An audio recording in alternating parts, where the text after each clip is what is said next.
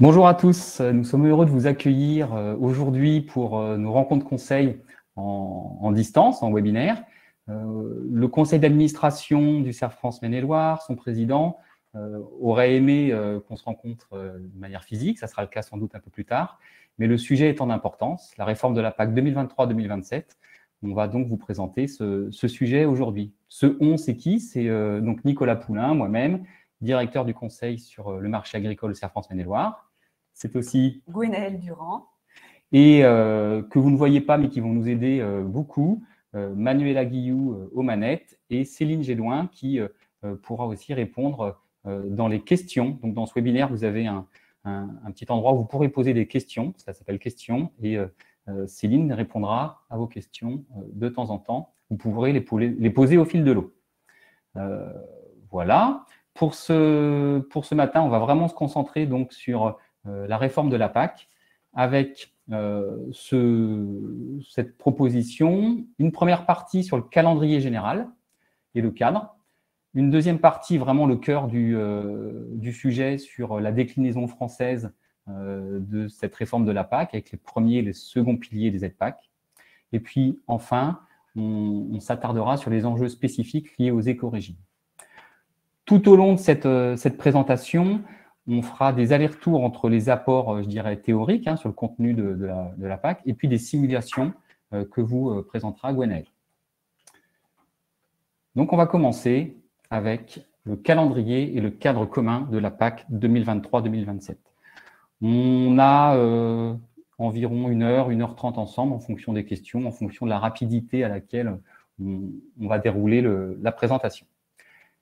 C'est parti pour ce calendrier et cadre commun de la PAC 2023-2027.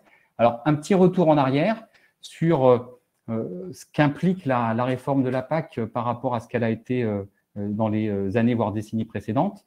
Au début, les années 60, les années 80, on était dans une PAC qui était orientée pour assurer la sécurité alimentaire. Puis, dans les années 90 jusqu'au début des années 2000, on est progressivement entré dans des aides dans le cadre d'une dérégulation des marchés. Donc, on est un peu plus avec des aides aux revenus des agriculteurs.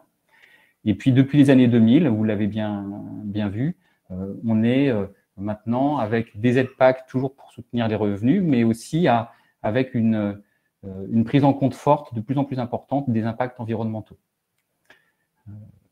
Voilà pour le cadre général. Alors, à quelle étape sommes-nous de la réforme de la PAC 2023-2027 ? Nous allons sortir en 2022, ça sera les dernières déclarations PAC que vous allez faire sur l'ancien cadre. Et donc aujourd'hui, on est dans la situation suivante. On a des négociations européennes qui ont été finalisées le 25 juin 2021. Et puis, les États, donc chaque État de l'Union, mais la France notamment, pour ce qui nous concerne, a proposé une première version de sa déclinaison de ce cadre général dans le cas spécifique français le 13 septembre, et a été complétée cette première déclinaison au mois de décembre.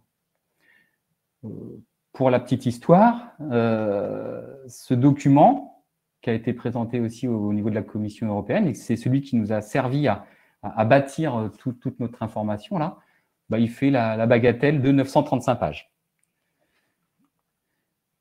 Alors, 935 pages résumées en 1 heure, on y va.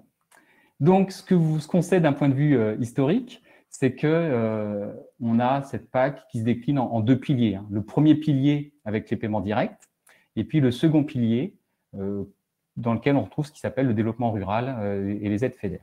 Donc, les paiements directs, c'est vos aides PAC classiques, je dirais.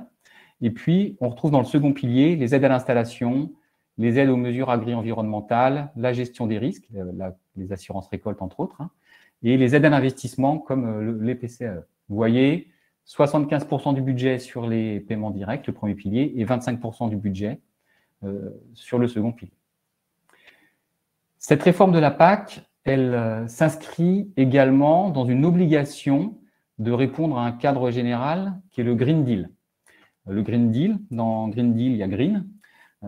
Ça veut dire quoi? Ça veut dire des objectifs que vous voyez là, qui sont la baisse de l'utilisation des pesticides, la baisse de l'utilisation des engrais de synthèse, des antibiotiques, un minimum de surface agricole en bio, le gaspillage alimentaire, entre autres.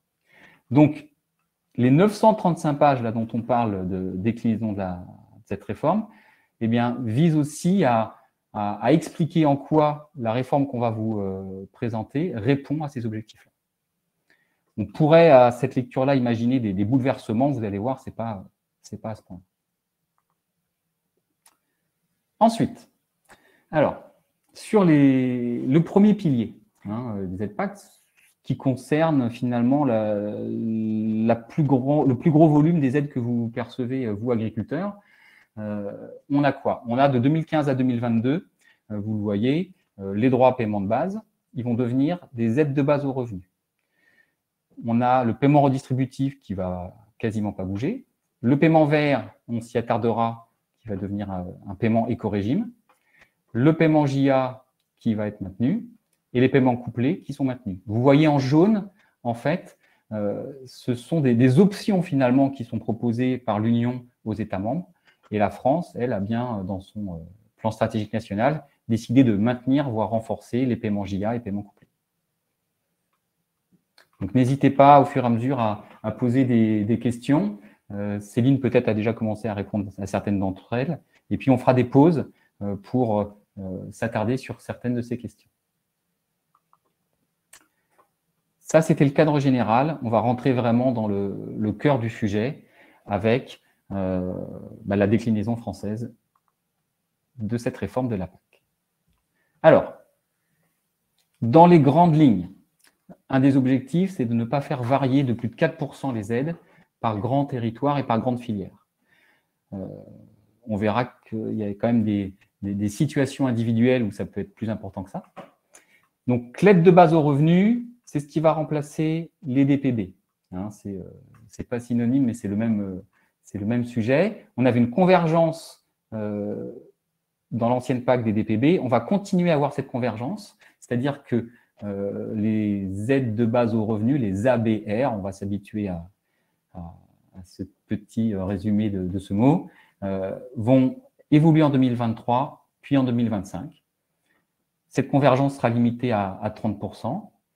Donc ça, c'est le premier gros morceau. Le deuxième, le paiement redistributif, ne bouge pas. On est toujours sur un système de paiement sur les 52 premiers hectares avec la même proportion du budget général. Le soutien à l'installation va augmenter avec une aide qui sera plus à l'hectare pour les jeunes agriculteurs, mais qui sera forfaitaire et qui pourra concerner tous les jeunes agriculteurs en GAEC, là où avant on ne pouvait percevoir qu'une fois. Au niveau de l'ICHN, je ne vais pas beaucoup m'attarder car nous sommes peu concernés, en tout cas il est maintenu. Les aides bio, donc on est dans le second pilier là, les aides bio, on va être sur une augmentation de l'enveloppe, mais qui va être uniquement adressée à la conversion, étant donné que l'aide au maintien bio, elle va disparaître. On va avoir une légère augmentation des fonds alloués à l'assurance récolte, mais qui, par ailleurs, cette assurance récolte est retravaillée dans un projet de loi nationale qui est en cours de précision. On reviendra dessus avec vous quand on aura plus d'informations sur ce sujet-là. Ça se traduit comment? Au niveau du premier pilier, là, je vais vous parler du budget. On a dit, vous avez déjà peut-être entendu, le budget, globalement, il est à peu près maintenu. Vous voyez, on part de presque 7 milliards. Je ne suis que sur le premier, là. On est toujours à presque 7 milliards. On perd 2% des aides. Avec les aides couplées en bas de la diapo, là, qui sont maintenues à 15% du budget. L'aide de base aux revenus qui remplace les DPB, vous voyez, qui passe de 44 à 48% du budget, donc qui mathématiquement feront que vos aides DPB qui deviennent ABR seront un peu plus élevées, en moyenne. Les éco-régimes qui remplacent le paiement vert, eux, voient 25% du budget leur être attribué. Le paiement redistributif, on l'a dit, il ne bouge pas, 10%. Et le paiement JA qui est augmenté de 50%. Ça se traduit comment dans la ferme moyenne France? Alors, c'est certainement pas ce qui correspond à votre exploitation ou pour les partenaires, ce que vous avez l'habitude de voir. C'est une moyenne générale. La moyenne générale, les DPB actuellement, c'est 114-115 euros. Comme le budget est augmenté, la moyenne sera de 123 euros. Les paiements verts, historiquement, qui étaient une proportion de l'aide de base du DPB, 70% environ, ça fait 79 €, vont diminuer, je vous ai dit que le budget qui était adressé à cette partie-là passait de 30 à 25%, donc on passe à 64 € par hectare en moyenne. Paiement redistributif, on l'a dit, ça ne bouge pas, 27 €. Alors ça peut vous paraître bizarre, 27 €, parce que le paiement redistributif, c'est bien environ 50 € sur les 52 premiers hectares. Simplement, là, sur la ferme France, c'est lissé sur le fait que tout le monde n'a pas que 52 premiers hectares, y compris en GAEC avec transparence. Donc, si j'ai 100 hectares, c'est sans doute à peu près ça, la moyenne, 100-110 hectares, j'en ai que la moitié qui perçoit le paiement redistributif. Et puis, on a le paiement JA qui représente pareil, en fonction qu'on ait un JA ou pas, ça représente plus, mais en moyenne, 3 € par hectare et qui va passer à 4,5 €. Voilà. Maintenant, on va continuer au fur et à mesure, je pars des grandes masses, et on va se concentrer au fur et à mesure sur chacun des éléments de cette réforme. Donc, je regarde le timing. Bon, on est bien. On va même assez vite, donc n'hésitez pas à poser des questions. Et puis, je vais prendre le temps de bien expliquer les choses. Alors, le premier bloc qu'on va expliquer, c'est donc le DPB qui devient l'aide de base au revenu. Donc, on a dit, on reprend un principe qui est celui de la convergence. Ça veut dire quoi? Ça veut dire que les DPB qui deviennent des ABR, donc les ABR les plus élevés, vont diminuer pour rejoindre la moyenne, et ceux qui sont en dessous de la moyenne vont augmenter. Ça va se passer en plusieurs étapes. Première étape, 2023, une revalorisation pour tout le monde, que je sois au-dessus ou en dessous, parce que le budget alloué aux ABR est supérieur à celui qui est alloué au DPB historiquement. Ça, je l'ai déjà dit plusieurs fois, mais c'est important de bien le comprendre. Donc, quelqu'un qui était à la moyenne 115 €, on verra, il va se retrouver avec un ABR plus élevé. Ensuite, en 2025, on a la mise en œuvre de la convergence. Donc, c'est là où les ABR, vous voyez, je dis encore les DPB, il va falloir s'y habituer, c'est là que les ABR qui sont supérieurs à la moyenne vont baisser et ceux qui sont en dessous vont monter. Sur la diapo, vous voyez, c'est un petit peu plus complexe que ça. Il y a quelques petites informations complémentaires. Ceux qui auraient des DPB très en dessous de la moyenne, c'est-à-dire moins de 70%, verront leur ABR directement atteindre 70%. Ça, c'est dans la partie verte de la diapo. Puis après, la convergence. Et de la même manière, alors c'est rarissime, mais ça peut arriver, ceux qui auraient historiquement des DPB très élevés verront leur valeur directement plafonnée en 2023, puis en 2025. Voilà, ça, c'est la partie DPB qui devient ABR. Peut-être qu'il y a quelques questions sur le sujet, on verra plus tard, mais juridiquement, il semble que cet ABR soit très très proche du DPB.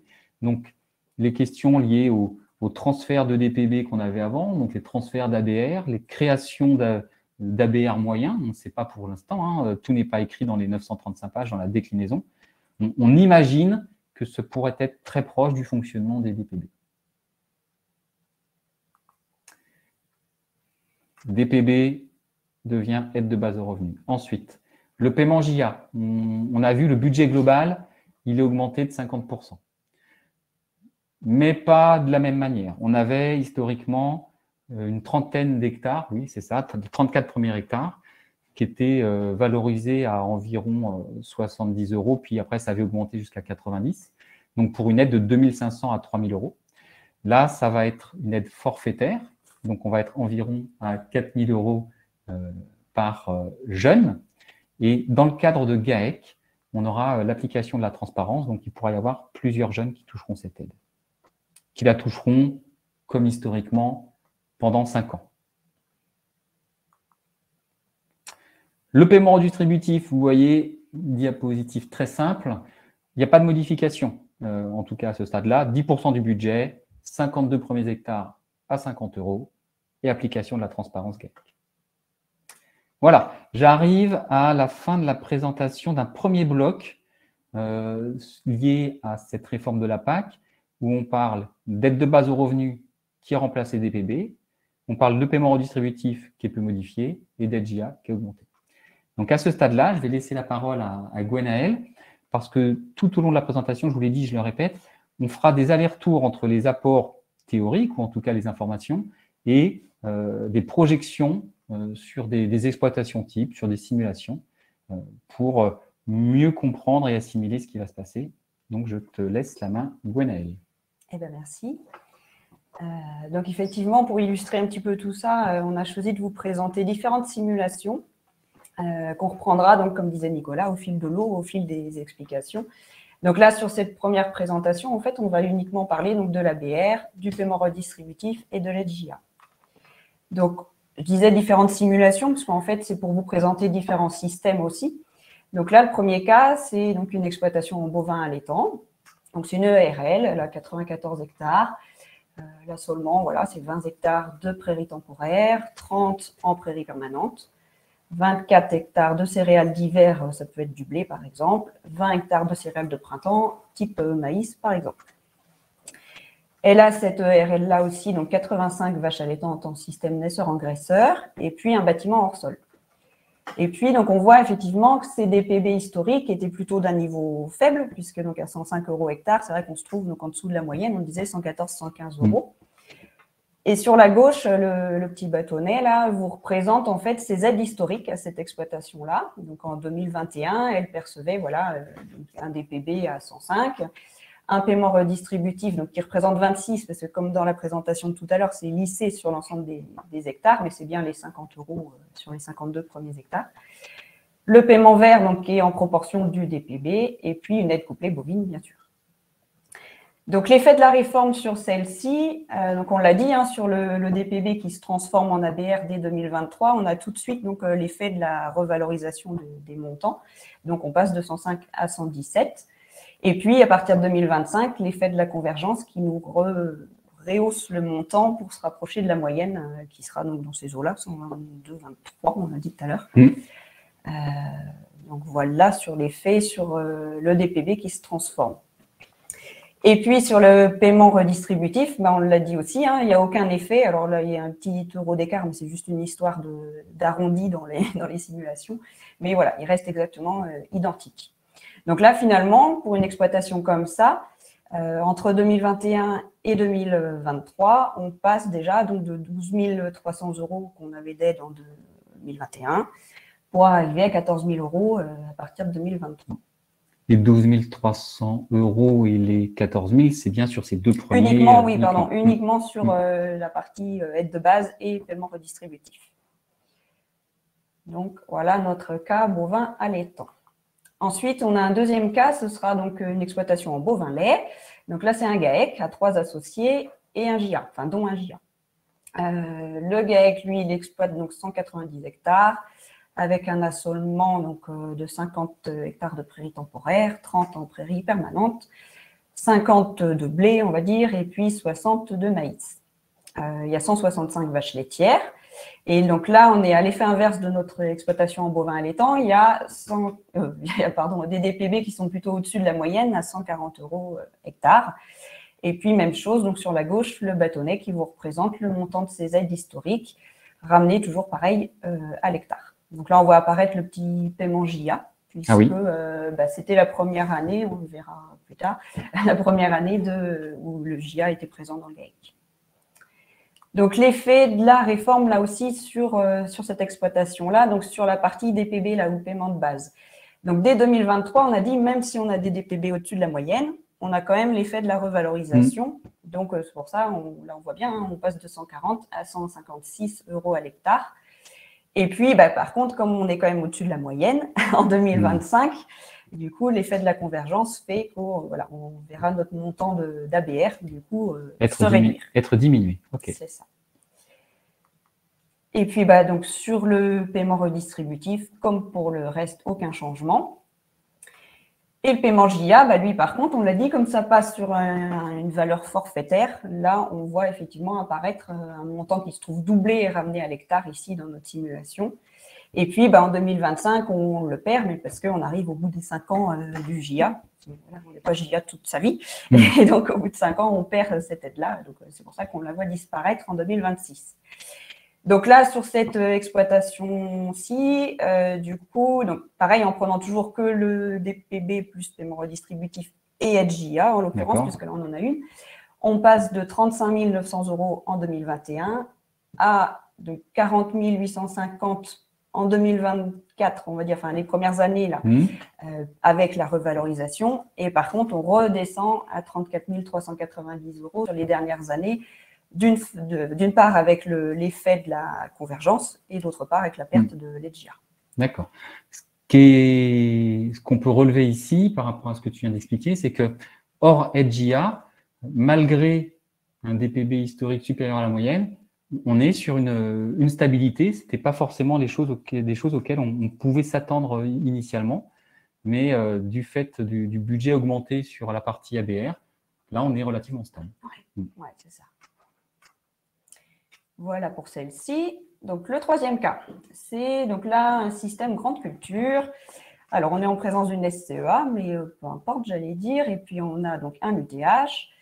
Son assolement à celle-ci, donc elle a donc 180 hectares au total, hein, donc 10 hectares de luzerne, 65 hectares de céréales d'hiver, 60 en céréales de printemps, 40 hectares de colza et 5 hectares de jachère.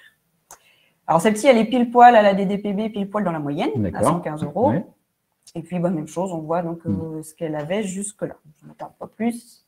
Non, juste le petit commentaire que je leur dis une dernière fois, et tu l'as déjà dit, ne soyez pas étonnés sur la partie paiement redistributif. Hein, la valeur, c'est bien 50 € sur les 52 premiers hectares, mais là, c'est dilué sur les 180 hectares, c'est pour ça que ça fait 14 €. C'est ça.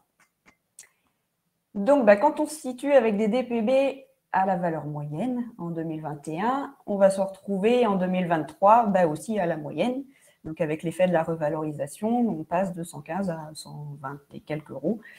Donc, 128 € ici. Et du coup, bah, on n'a pas l'effet de convergence en 2025, donc une stabilité de cette valeur-là tout au long de la réforme. Et sur le paiement redistributif, bah, on l'a dit, hein, ça ne bouge pas. Donc, par contre, bah, au global, on voit bien les petits bâtonnets, là, ils ont quand même augmenté. Donc, on a quand même un gain sur cette partie-là autour de 2 300 €. Voilà, juste par la revalorisation, finalement, de la partie aide de base. D'accord. Donc, voilà un petit peu pour cette première présentation, cette première partie. Donc, ce qu'on vous proposait, c'est de faire une pause question. Oui, complètement. Je ne sais pas si dans le... ça ne s'appelle pas le chat, hein, c'est questions, vous l'avez vu. Si vous ne la voyez pas, mais je me tourne vers Céline. Est-ce qu'on a des questions auxquelles tu n'aurais pas répondu et que tu veux amener sur la place là, pour qu'on en parle avec tout le monde? Oui, donc bonjour à tous. La première question concerne notamment comment se situer par rapport à son portefeuille de DPB par rapport à la moyenne. Donc, peut-être rappeler que les portefeuilles de DPB sont disponibles sur l'espace Télépac. Donc, ça peut vous permettre de voir où vous en êtes, vous, par rapport à cette moyenne, donc qui est de 114-115 € de l'hectare pour les DPB. Et je vais rajouter une chose là par rapport à ce que vient de dire Céline, si vous avez bien entendu, c'est comment vous pouvez savoir où vous en êtes par rapport à la moyenne. Donc, Céline vient de vous dire sur Télépac, on peut connaître son portefeuille. Et ce qui est intéressant, si on rentre encore un tout petit peu plus dans le détail, c'est qu'on peut avoir des valeurs différentes de DPB.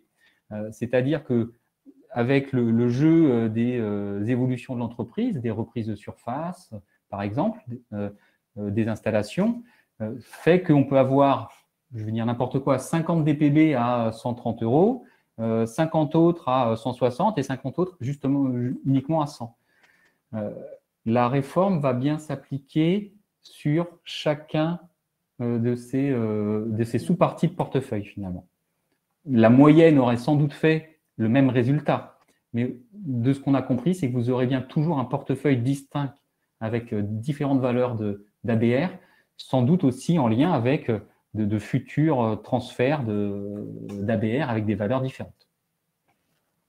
Dans la suite de cette question-là, il y a une question par rapport à ceux qui auraient plusieurs valeurs de DPB donc dans leur portefeuille.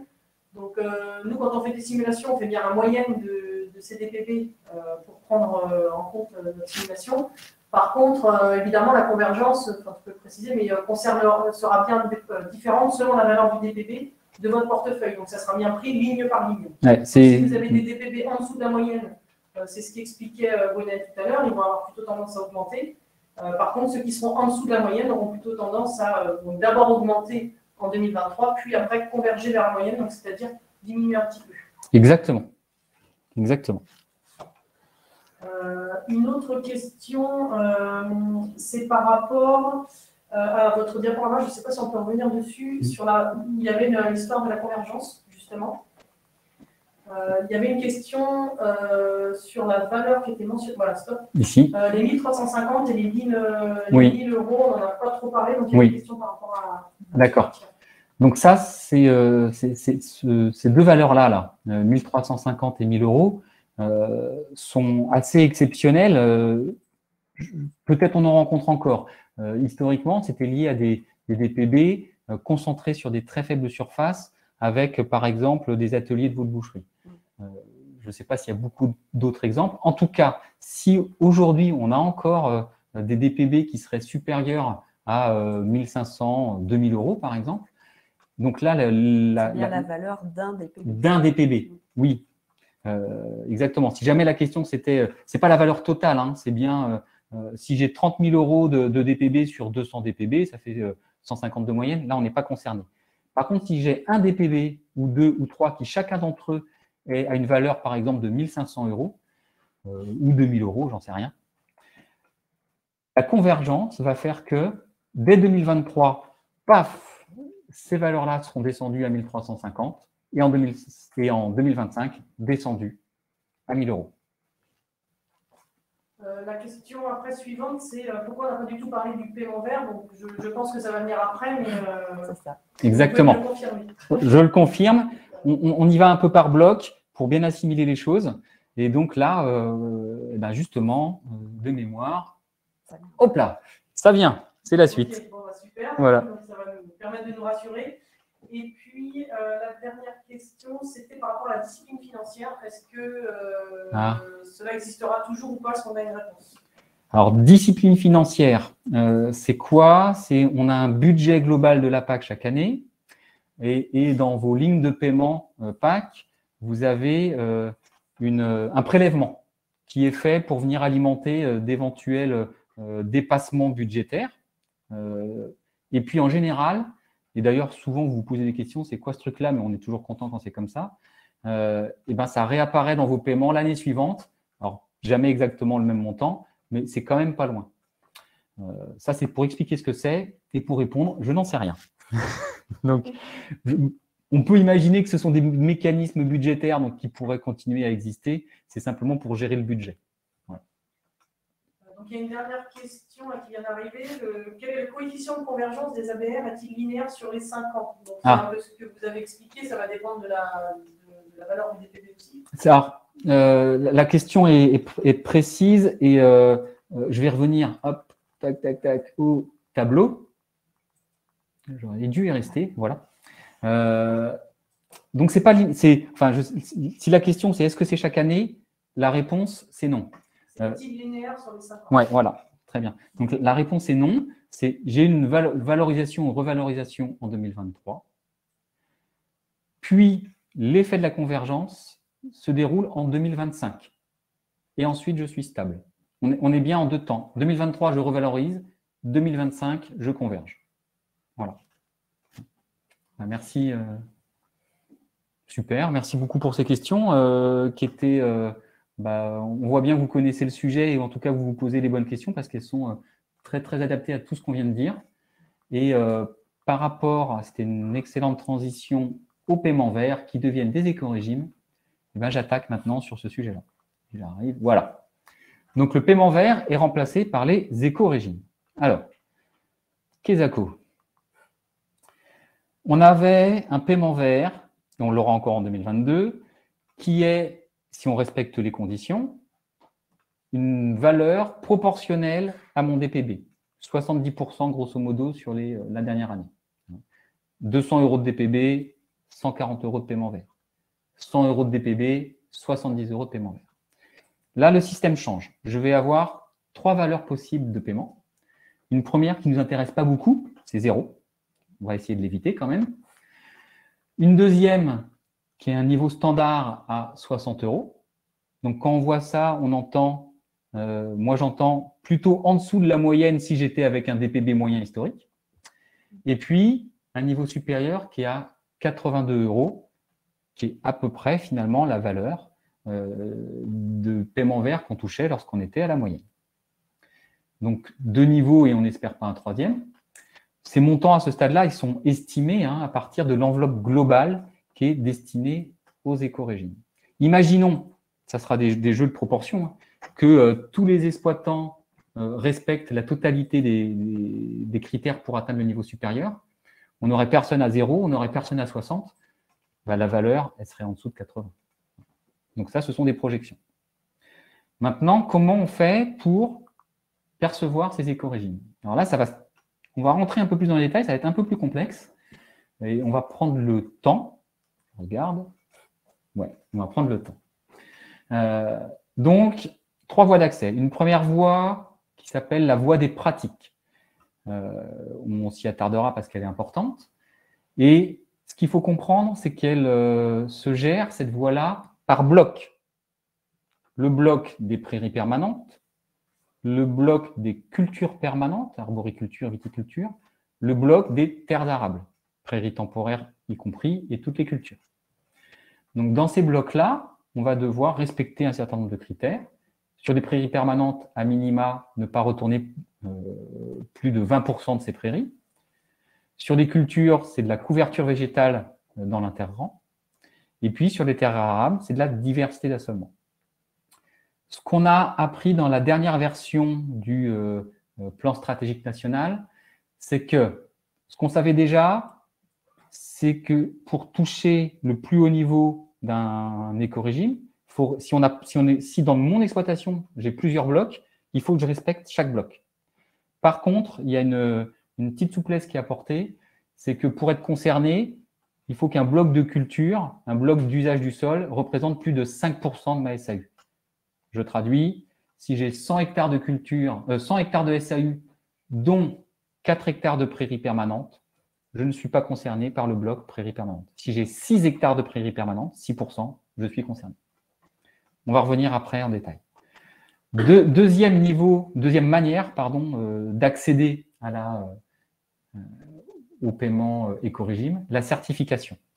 Le niveau supérieur en étant agriculteur biologique ou HVE, et le niveau standard avec la certification environnementale de deuxième niveau. La troisième voie d'accès est celle des infrastructures agroécologiques, grosso modo les haies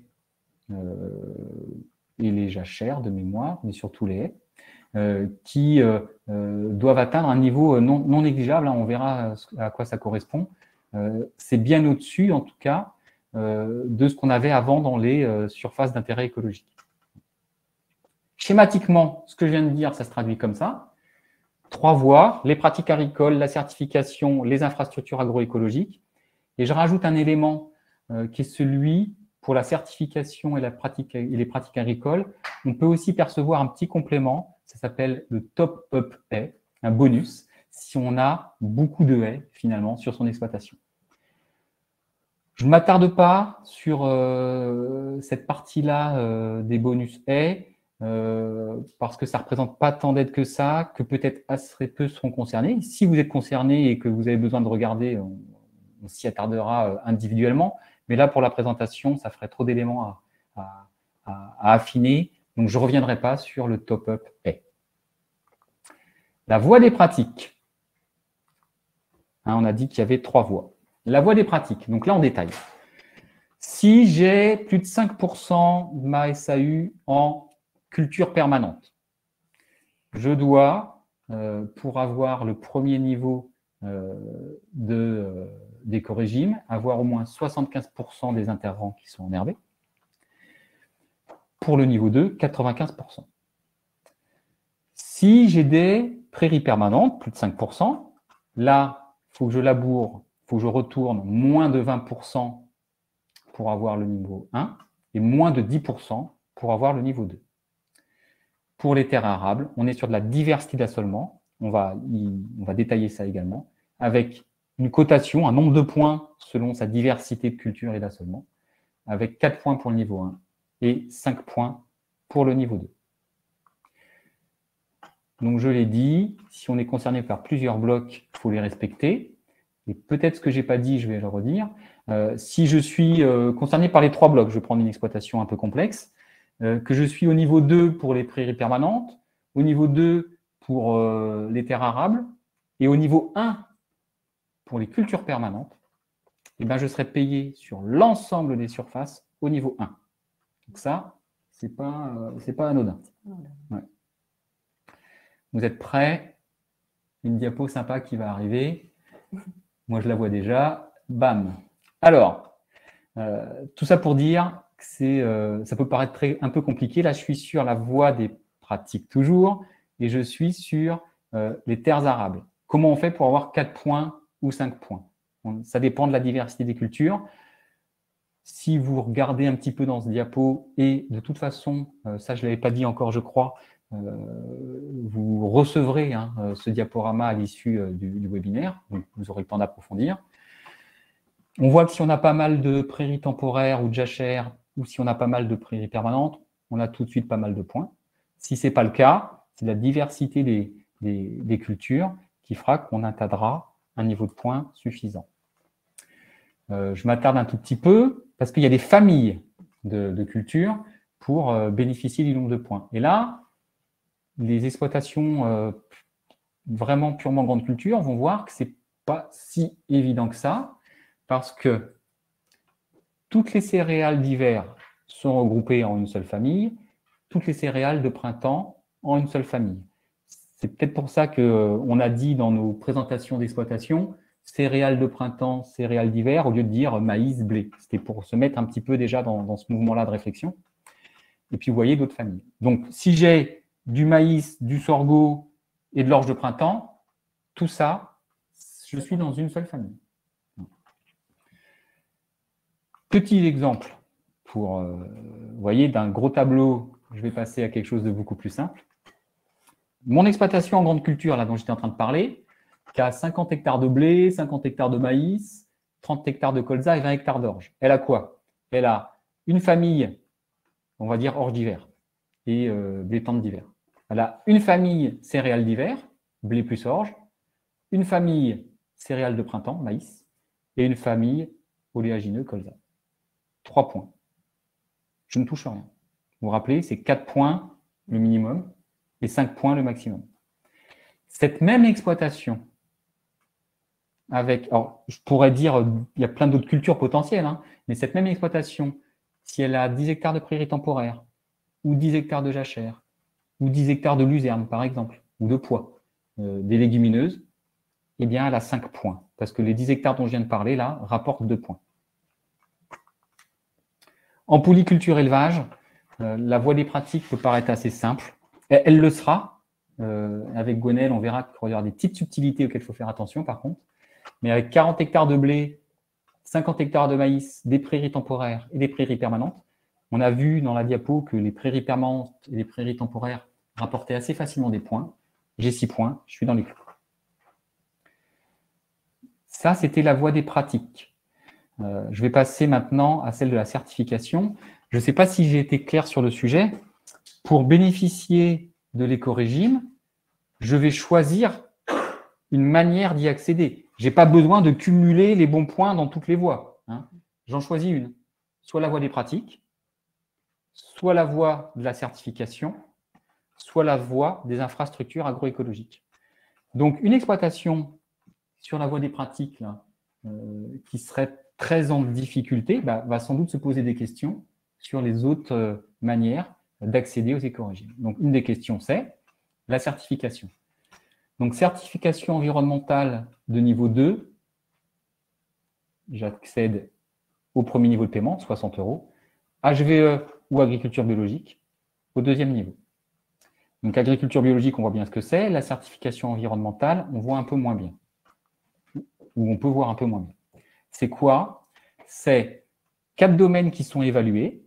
celui de la préservation de la biodiversité, l'intensité de l'usage des produits phytosanitaires, l'intensité de l'usage des engrais de synthèse, ou de la fertilisation d'une manière générale, et la gestion de l'eau. Quand je suis en certification de niveau 2, ce sont des obligations de moyens.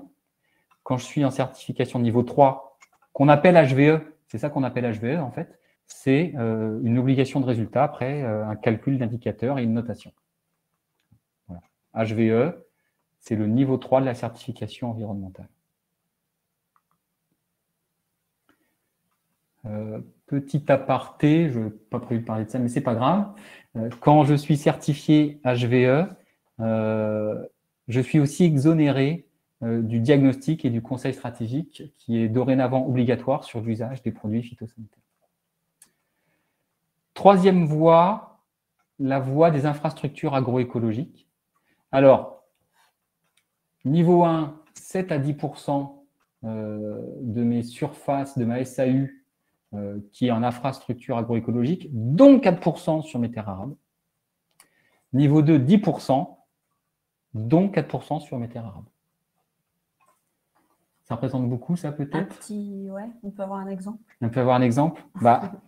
Je repensais à mon exploitation laitière là, que tu as présentée, qui fait 190 hectares.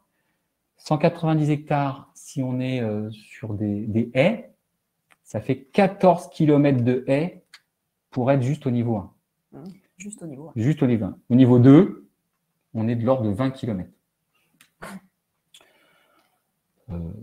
Heureusement, il n'y aura pas que les haies pour rentrer dans cette voie-là, mais ça vous montre bien le niveau d'exigence sur les infrastructures agroécologiques. Peut-être on fait une pause question à ce niveau-là, s'il y en a eu. Il y a deux questions qui sont remontées par rapport à la voie de la certification.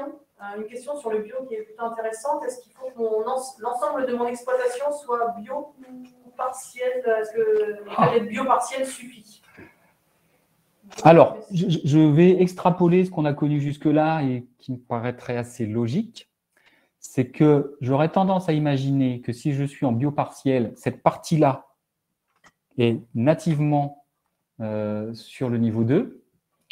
Et en même temps que je parle, je me pose des questions.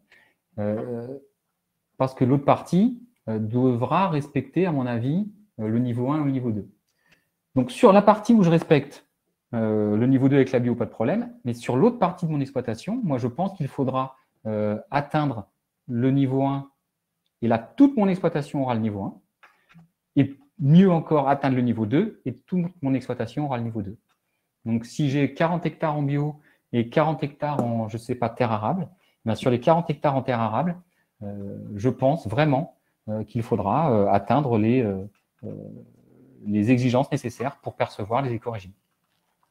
Et l'autre question concerne la gestion durable des haies. Vous avez parlé de ça dans un des diaporamas. La question, c'est quel engagement, donc quelles contraintes supplémentaires et puis quel coût? Alors, ça devait être dans la partie je pensais que j'en avais pas parlé justement, mais où la personne est bien au courant. Je pense que c'est ça. Parce qu'effectivement, dans cette partie top-up haie, on a effectivement un bonus d'aide, mais il n'est pas immédiat, même si on respecte finalement les quantités de haies. On a effectivement à s'engager en parallèle dans un programme de gestion des haies. Et alors là, le coût, je ne voudrais pas m'avancer pour d'autres organismes qui le feraient, mais il me semble qu'en tout cas, lorsqu'on a aujourd'hui des velléités à arracher une haie et on sait qu'il faut qu'on en replante ailleurs, on rentre dans un programme de gestion de haies, il me semble qu'on est de l'ordre de 600 €. Mais là, vraiment, ne retenez pas plus que ça ce que je viens de dire parce que je n'ai pas d'informations précises. Et la dernière question, faut-il passer en HVE et quitter le bio? Ah, c'est une question, je ne l'ai pas dit, c'était où? C'était là. Je ne l'ai pas dit quand je l'ai abordé. On ne fait pas de politique, on ne fait pas de réflexion à ce sujet-là. Je ne sais pas si c'est le sens de la question, parce que quand on est en agriculture biologique, on l'est pour des raisons de système, on l'est pour des raisons d'exploitation, on l'est pour des raisons de conviction. Et puis en ce moment, on a potentiellement des difficultés aussi par rapport à la valorisation. On espère que c'est très, très cyclique. Donc, faut-il changer de l'agriculture biologique à la HVE? Pour moi, ce n'est pas une question à laquelle je répondrai facilement parce que elle ne se pose même pas vraiment pour moi, en fait. C'est plutôt, si je ne suis pas agriculteur biologique, est-ce que j'ai intérêt à aller à la certification HVE pour atteindre ce niveau de paiement des éco-régimes? Si je suis agriculteur biologique et que je suis bien dans mon système et dans mon exploitation, bah je perçois immédiatement ce plus haut niveau. Je sais qu'il y a eu pas mal de questions à ce sujet-là au niveau de l'agriculture biologique. Mais là, je vous présente les éléments. Je ne veux pas débattre plus que ça. Voilà. Et la dernière qui vient d'arriver à l'instant, c'est qu'est-ce qu'on entend par prairie permanente? Oui.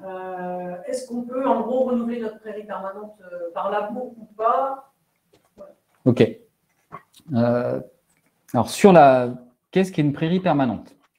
Vous le savez, dans vos déclarations PAC, les prairies permanentes sont présentes sous 2 dénominations dans notre département. Hein, c'est prairie permanente et prairie rotation longue. Ça, c'est le bloc des prairies permanentes. Il y a d'autres départements où il y a aussi les landes ou les estives, des choses comme ça. Imaginons, je ne sais pas si c'est complètement le sens de la question, mais je vais creuser comme ça.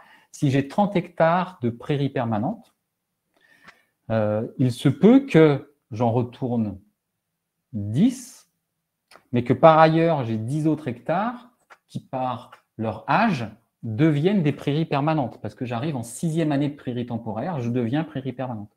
Je conserve bien alors mon bloc de 30 hectares de prairies permanentes, et je suis donc toujours considéré avec mon volume suffisant de prairies. Le fait d'avoir une parcelle qui est déclarée en prairie permanente, de la retourner pour la renouveler et de la laisser en prairie ne change rien au fait que l'année suivante, elle sera toujours déclarée en prairie permanente, si c'était aussi le sens de la question. Par contre, j'ai le droit, hein, si je ne suis pas en zone sensible, le long de la Loire, hein, grosso modo, j'ai le droit de retourner une prairie aujourd'hui pour faire une culture, une prairie permanente pour faire une culture. Voilà. Selon un coefficient, en fait, ce sera toujours le même. C'est ça. C'est l'histoire des 90% là, qui sera important. C'est est-ce que j'aurai toujours 90% de prairies permanentes par rapport à, la question n'a pas été posée, mais on va se la poser nous-mêmes, par rapport à une référence dont on n'a pas encore complètement connaissance. Est-ce que c'est 2018, 2019, 2020, 2021? Je ne sais pas vous dire aujourd'hui. On continue? Je pense. J'aurais une autre question, mais il faut reformuler. Bon, on va la garder pour la suite. Les éco-régimes. Aux éco-régimes, on va adosser un petit complément d'information qui est la conditionnalité. 2015-2022, on avait la conditionnalité qui représentait un certain nombre d'items à respecter pour percevoir l'ensemble de ces aides. 2023-2027, pour entrer un petit peu dans le moule du Green Deal, là, donc la France a fait des propositions qui s'appellent la superconditionnalité. Alors, vous êtes prêts, après une première diapo qui était un peu sympa sur la voie des pratiques, en voilà une qui peut paraître très complexe. Je ne vais donc pas m'attarder dessus. Ça veut dire quoi? Ça veut dire que j'ai plus d'éléments de conditionnalité, d'une part, et j'en ai quelques-uns qui peuvent être impactants. Un qu'on connaît bien, le maintien du ratio régional prairie permanente. Ça existe depuis la dernière réforme de la PAC, où là, on observe collectivement le fait que on ne perde pas trop de surface en prairie permanente au niveau de la région. Donc là, une référence, pour le coup, on la connaît. Je ne suis pas sur la situation individuelle éco-régime, là, je suis sur la conditionnalité. Donc, on comparera, à partir de 2023, la surface en prairie permanente de la région par rapport à 2018. Et s'il y a trop de pertes, on aura des obligations qui reviendront au niveau individuel. On a une nouvelle BCAE, une nouvelle conditionnalité, qui apparaît, c'est celle de la rotation des cultures sur les terres arables, avec une validation d'un certain nombre de points sur un barème qui sera proche de celui de l'éco-régime, qui paraît vraiment assez aisé à respecter dans notre département. Par contre, celui-là, d'éléments de conditionnalité, il est important. Il est nouveau. C'est le fait sur sa surface de détenir au moins 4% minimum d'éléments ou surfaces non productives sur les terres arables. C'est un petit peu la transposition des surfaces d'intérêt écologique, sauf que si vous regardez la diapo, disparaît, pour faire ce calcul, les surfaces en dérobé ou en légumineuses ou certaines autres. Pour faire simple, on retrouve quoi ici? On retrouve des équivalences de surface sur les haies, les arbres, les bancs de tampons. Et s'il en manque, sans doute, on se retournera vers des jachères.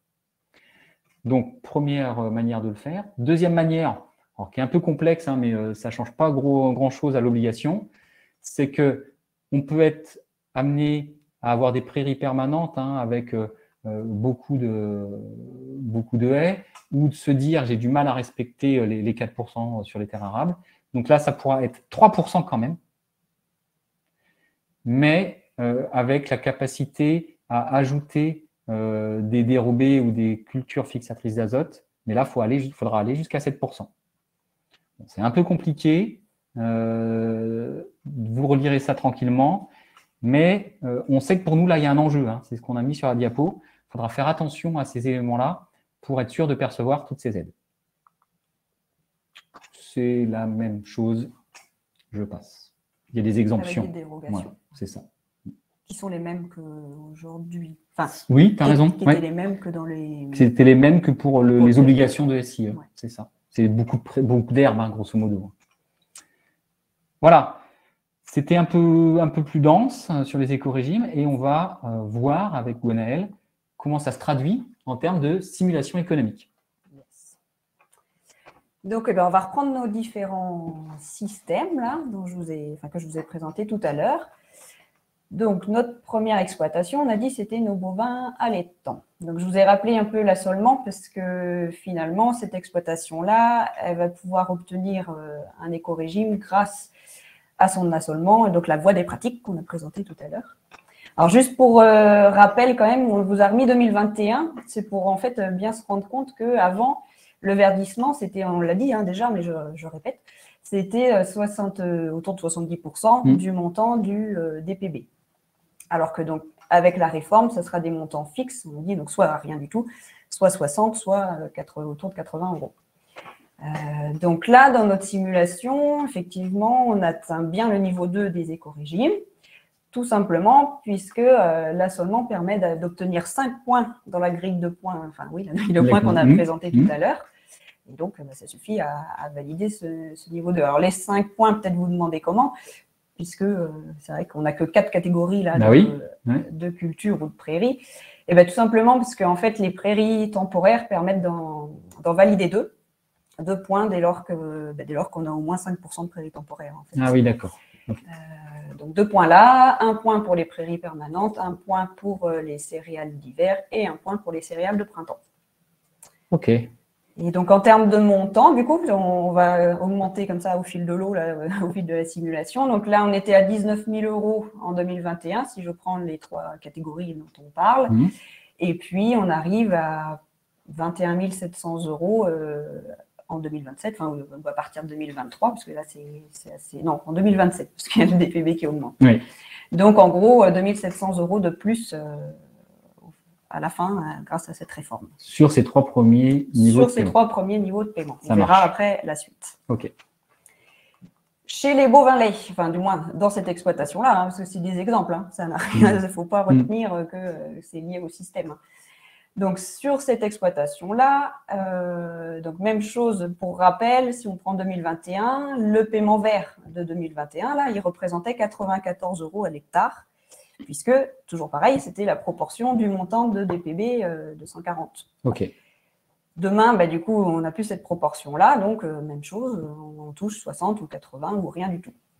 Là, ici, c'est comme tout à l'heure, comme celle d'avant. On va obtenir 5 points grâce à la diversité de l'assolement. Donc, toujours pareil d'ailleurs, les 2 points pour les prairies temporaires, 1 point en prairie permanente, 1 point en blé, 1 point en maïs. D'accord. Une petite chose que je n'ai pas dit sur le bovin allaitant tout à l'heure et qu'on retrouve là aussi d'ailleurs, c'est que tu l'as présenté, dans la voie des pratiques, il faut bien respecter les 3, si on est concerné, les 3 blocs.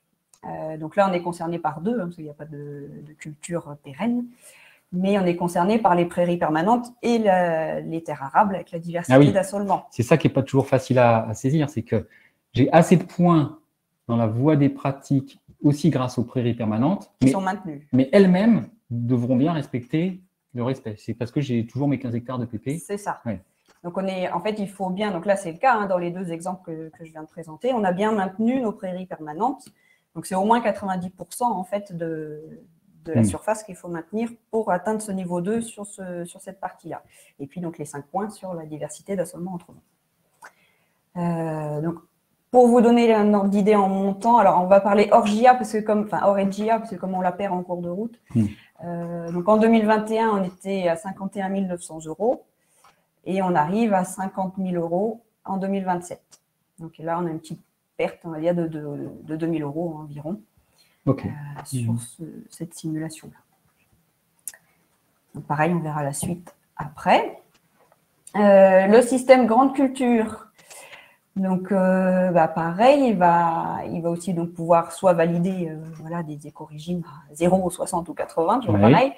Donc, là, c'est exactement la même voie qui est visée, en fait, donc la voie des pratiques, avec une diversité d'assolements. Alors, c'est vrai que là, on a un système grande culture qui fait quand même pas mal de choses, puisque donc on a la partie luzerne qui doit rapporter 2 points. Oui, c'est ça, 2 points. Les céréales d'hiver, 1 point. Les céréales de printemps, 1 point. Et le colza, 1 point. Et les jachères, il n'y en a pas, parce qu'en fait, ça représente moins de 5% de la surface. Et donc, elle ne rapporte pas de points en tant que tel. D'accord, voilà. OK. Donc, voilà pour cette explication-là. Et même chose, si vous voulez avoir une idée de prix, parce qu'on voit bien quand même qu'il y a une certaine augmentation. Donc là, en 2021, 37 000 € environ.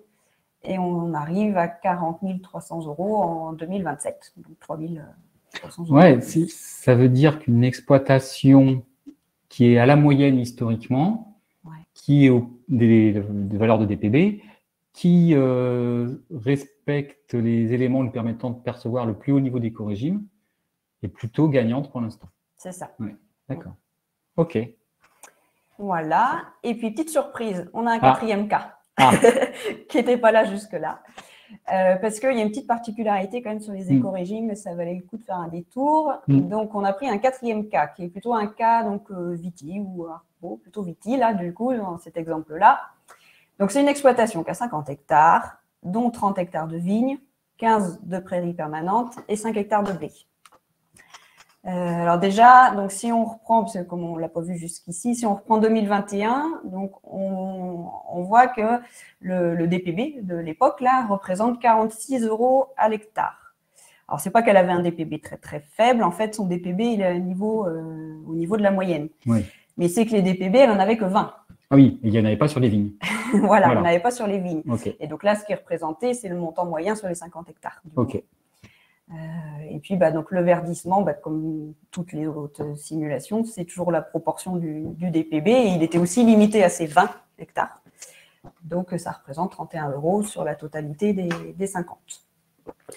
Donc, celle-ci, demain, déjà, donc, elle a l'effet de la revalorisation des DPB en ABR. Là. Donc, on voit bien la petite hausse dès 2023. Mais ça va rester toujours sur les 20 ABR qu'elle détient. Voilà. Qu'elle détiendra. Le paiement redistributif, lui, il reste le même. Et puis, le verdissement, par contre, donc, alors déjà, le montant, il va être bien différent, puisqu'on a dit c'est 60, 80 ou rien. Et puis, surtout, il semblerait, ça reste peut-être encore un ray, mais il semblerait qu'on puisse l'activer sur l'ensemble des surfaces, donc sur les 50 hectares dans notre cas, même si on n'a que 20 ABR. Exactement. Là, tout ce qui est décliné pour l'instant dans le projet stratégique national, là, le PSN dont on vous a parlé, ces 900 fameuses pages, n'indique aucun lien de paiement entre le fait d'avoir un ABR et d'avoir l'écorégime. Donc, tout porte à croire aujourd'hui, c'est ce que tu viens de dire, c'est que dès lors où j'aurai au moins un ABR, je pourrai activer les écorégimes sur l'ensemble de mes surfaces. Donc ça, c'est notable. C'est pas neutre parce que justement, en termes de montant, là, pareil, si on prend en 2021, on avait donc 6 350 € à peu près. Et on passerait à 9200 là, dès 2023 grâce à ça. Alors après, là, on peut se demander, si je ne vous ai pas dit ce qui fait qu'on atteint les 82 €, c'est tout simplement, on est en VITI, on peut penser, enfin on l'est dans ce cas-là, sur une exploitation qui est certifiée HVE, tout simplement. Ok. Et puis qui n'a pas touché à ses prairies permanentes. Et qui a bien maintenu ses prairies permanentes, effectivement. Ok.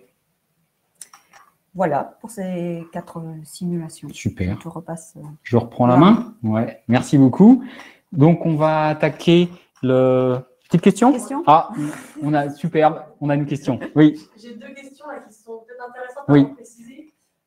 Il y a des questions par rapport aux exemptions qu'on avait par rapport à la partie conditionnalité. Peut-être préciser que ça concerne la partie conditionnalité et pas forcément les éco-régimes. Ah oui. Je pense qu'il y a une confusion par rapport à ça. Et après, il faudrait qu'on revienne sur celle-là. Celle-là, ouais. C'est vrai que j'ai enchaîné entre les 3 voies d'accès aux éco-régimes, donc à des paiements, hein, que sont la voie des pratiques, la voie de la certification et la voie des infrastructures écologiques. J'ai enchaîné avec de la conditionnalité. La conditionnalité, ça existait, elle est renforcée, et ce ne sont pas des paiements, c'est plutôt des moins de paiements, c'est que je perds des aides si je ne respecte pas les critères de conditionnalité. Il se trouve que ça chevauche un petit peu dans la compréhension sur ce qui est contrôlé. Mais avant les éco-régimes, ce sont des paiements. Ensuite, la conditionnalité, ce sont des pertes potentielles si je ne respecte pas.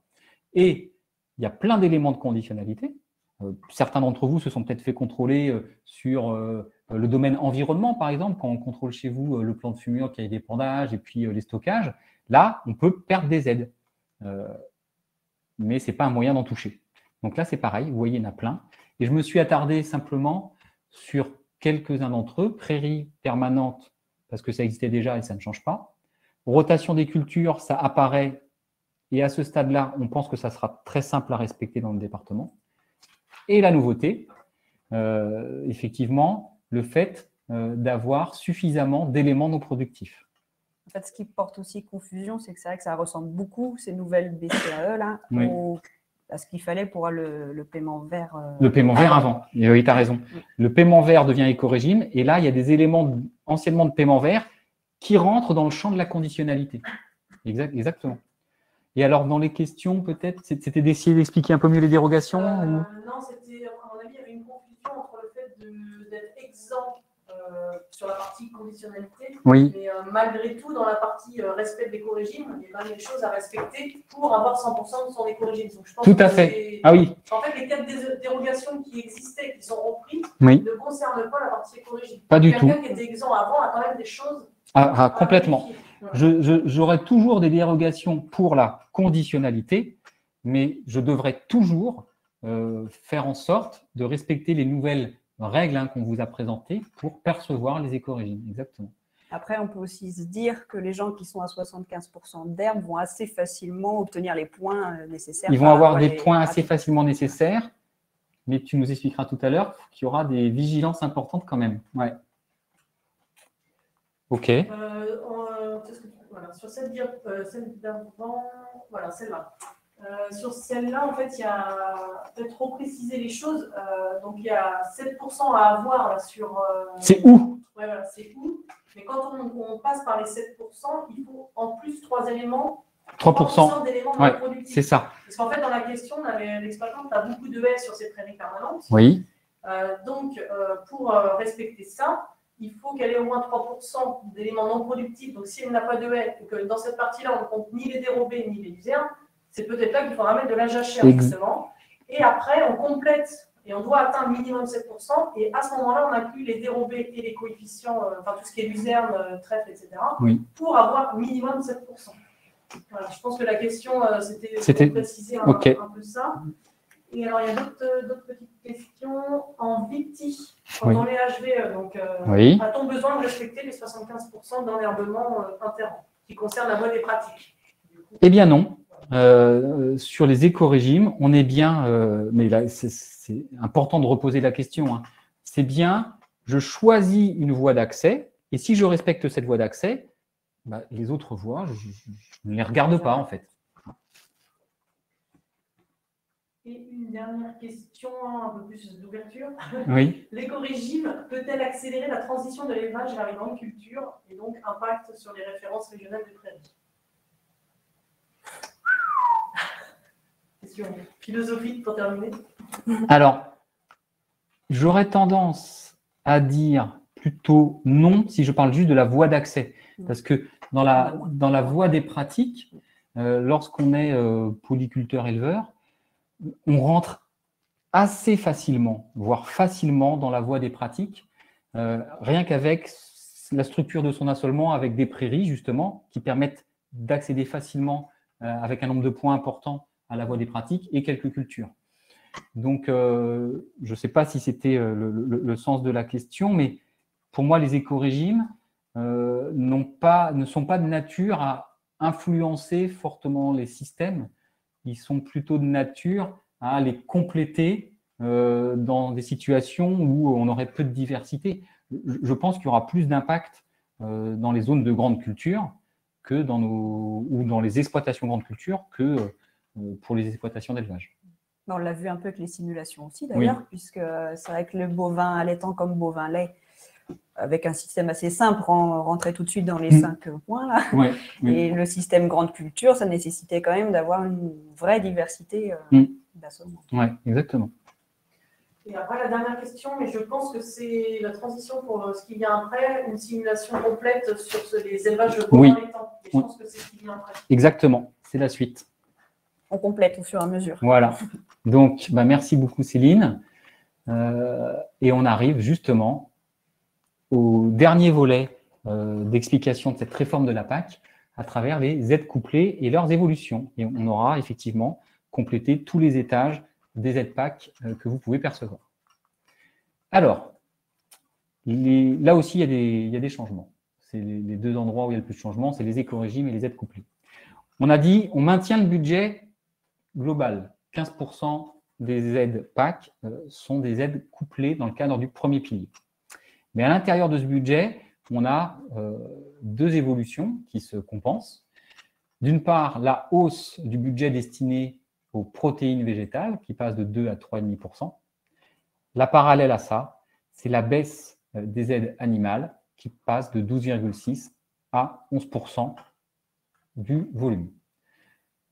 Ça veut dire que quand on va perdre des aides animales, on ne va pas perdre 1,6%, parce que chez moi, elles représentent plus que ça. Donc, je vais perdre un peu plus en pourcentage, probablement. Une nouveauté qui apparaît, c'est le fait qu'on ait une aide qui sera réservée aux petites surfaces en production maraîchère et petits fruits rouges, donc de 0,5 à 3 hectares, qui est imaginée de l'ordre de 1 500 € par hectare, vu le budget. Et puis des autres aides couplées végétales que vous connaissez et que peut-être vous percevez sur les semences et sur les légumineuses, qui sont maintenues. Donc là, je vais rentrer dans le détail. Et par rapport aux aides animales, la question de Céline, je m'y attarderai. Ce n'est pas simple à expliquer, donc je ferai de mon mieux. Alors, pour les aides végétales, les aides couplées aux légumineuses, les légumineuses fourragères, seront projetées sur un montant de l'ordre de 104 €. C'est une projection parce que vous savez que déjà dans l'ancienne PAC, en fait, on a un budget et puis on le divise par les surfaces qui font la demande de cette aide-là et qui peuvent y prétendre. Donc parfois, c'est un peu plus que ce qu'on attendait, parfois, c'est un peu moins. Donc voilà pour cet élément-là. Sujet important, l'aide couplée aux légumineuses fourragères. Donc là, on retrouve les luzernes, le trèfle, etc. Donc dans nos systèmes d'élevage, ça peut être important et intéressant de se poser des questions, bien sûr, sur son système d'exploitation et sur ce en quoi je vais pouvoir percevoir ces aides-là. Donc là, c'est projeté environ 130 € par hectare. Et puis, pour ceux qui s'en rappellent, réapparaît le mélange. Les surfaces en légumineuses et graminées sont de nouveau éligibles à cette aide-là. Donc, au moins 50% de légumineuses dans le mélange lors du semis, avec la petite subtilité qu'on ne percevra cette aide-là que lors de l'année du semis. Donc, je renouvelle une prairie temporaire avec plus de 50% de graines de légumineuses dans mon mélange. je toucherai pendant 1 an cette aide légumineuse. Si c'est de la luzerne que j'ai, ça sera tout le long de la vie de la luzerne. Alors, là, vous voyez, je me gratte la tête. C'est là que je vais essayer de vous expliquer les aides bovines, et notamment bovins allaitants, enfin aides laitières aussi. Donc, on a les 1,5% adossés au budget qui baissait, ça représente en fait 13% d'aides en moins, grosso modo, qui vont venir alimenter les aides protéines. Ce seront des aides non plus à la vache, mais à l'UGB de plus de 16 mois. Ces mêmes UGB, on devra aussi les avoir détenus au moins 6 mois dans l'entreprise pour pouvoir percevoir l'aide. L'orientation politique, finalement, là, c'est d'encourager l'engraissement. On aura 2 types d'aides, des UGB, des aides à l'UGB à prix fort, plutôt côté système allaitant, finalement, mais qui seront plafonnées à 1,4 UGB par hectare de surface fourragère principale et à 120 UGB au total. Dans toutes les aides couplées, réapparaissent, je ne le redirai pas, bien sûr, la notion de transparence GAEC. Donc là, l'objectif, c'est de valoriser davantage les exploitations avec des chargements plutôt et des systèmes plutôt extensifs. Les UGB un peu moins rémunérés seront plafonnés à 40 UGB primables et on va voir de quel UGB il s'agit. Alors, on a des UGB azote, des UGB alimentaires. Là, on va avoir des UGB paiement et de PAC.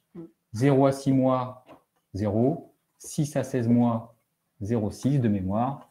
16 mois et plus, 1. C'est peut-être sur la diapo d'après? Nickel. Ah bah, je me suis trompé, vous voyez? Ça vaut le coup de regarder.